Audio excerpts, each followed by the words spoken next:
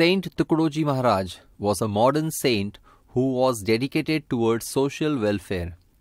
In the following poem, the poet has tried to highlight the importance of exercise. व्यायाम आरोग्यदायी मित्र हे ध्यानी ठेवावे सूत्र. आळस वैरी मानिला सर्वत्र सर्वतोपरी. संत तुकडोजी महाराज म्हणतात, व्यायाम हा आपल्याला आरोग्य देणारा मित्र आहे. हे सूत्र सर्वांनी ध्यानात ठेवावे. तसेच माणसाने आळसाला आपला सर्व प्रकारे शत्रू मानावा. व्यायामाविण सात्विक भोजन तेही मारी विकारी होऊन. आरोग्यदायी व्यायाम न करता केवळ सात्विक भोजन घेणाऱ्याला उलट रोग होऊन शरीराला ते मारक ठरते.